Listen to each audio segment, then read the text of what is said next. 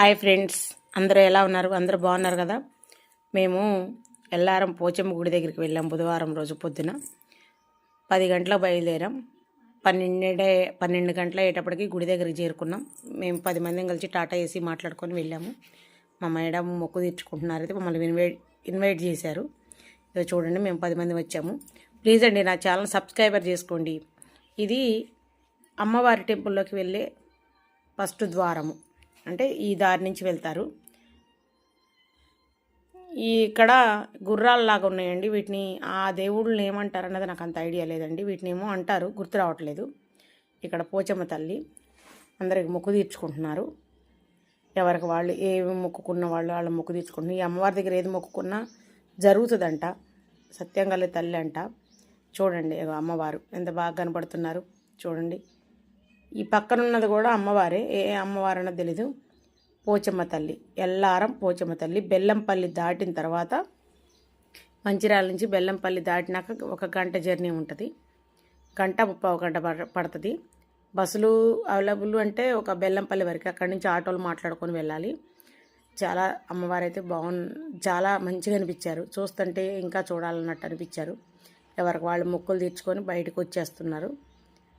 ఇవి గుర్రాలు మాత్రం ఏమి దేవుడు అంటారన్నది నాకు అంత ఐడియా రావట్లేదు. అమ్మవారు అక్కడ మొక్కుకొని బండారు మోహానం బొట్టు పెట్టించుకున్నాము, కానుకలు సమర్పించుకున్నాము. ఎవరు ఏది సమర్పించేటోళ్ళు అది సమర్పించుకుంటున్నారు. మేకలు కోసేటోళ్ళు మేకలు కోసుకుంటున్నారు, కోళ్ళను కోసేటోళ్ళు కోళ్ళను కోసుకుంటున్నారు. చుట్టూ మామిడి తోట ఉంటుందండి. ఆ మామిడి తోటకి ఇటు రోడ్డుకి ఇవతలేమో పత్తి పొలము, గునుగు తోట ఇవన్నీ ఉన్నాయి. రోడ్డు అంతా ఘాట్ రోడ్డు అండి, మొత్తం మట్టి దుమ్ము రేగిపోతుంది. ఇవ్వండి, ఇక్కడ మా మేడం వాళ్ళు ఈ హాల్లో వంటలు అవి చేసుకుంటూ ఉన్నారు. మేమంతా కూర్చున్నాము. ఇక మా మేడమే ఇన్వైట్ చేశారు మమ్మల్ని అందరినీ. ఇలా అమ్మవారి దర్శనం మళ్ళీ మా మేడం తరపున అయ్యింది. ఇక్కడ ఈ వీడియో తీసుకుంటూ లంచ్ రెడీ అయిపోయింది.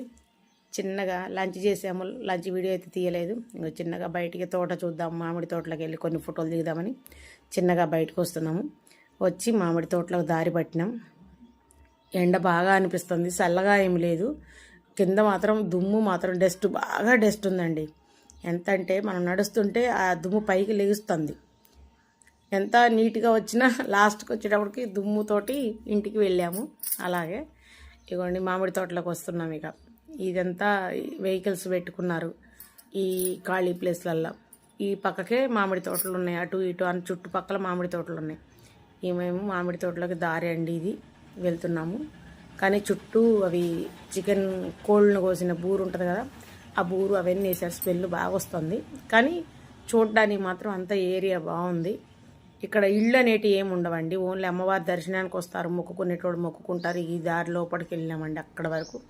ఇవ్వండి మామిడి తోటలోకి వచ్చాము. మామిడి తోట వాళ్ళు మమ్మల్ని ఎందుకు వచ్చారు అని అడిగారు. 4 ఫోటోలు దిగుదామని వచ్చామని చెప్పాము. అట్లాగే చూడండి, ఎవరి పనిలో వాళ్ళు ఉన్నారండి. చెట్టు కింద కూర్చోవడం. మామిడి పూత అయితే భలే వచ్చిందండి. చిన్న తోట కానీ, అంటే తోట పెద్దది, చెట్లు చిన్నవి, పూత మాత్రం బాగా వచ్చింది. ఇంకా ఇటు సైడ్ పెద్ద తోట ఉన్నది పక్కకి. ఆయనకి చెప్పి మేము ఇక తోటలో అటు ఇటు తిరిగి మనిషి 4 ఫోటోలు దిగి బయటకు వచ్చామండి. ప్లీజ్ ఫస్ట్ టైం నా ఛానల్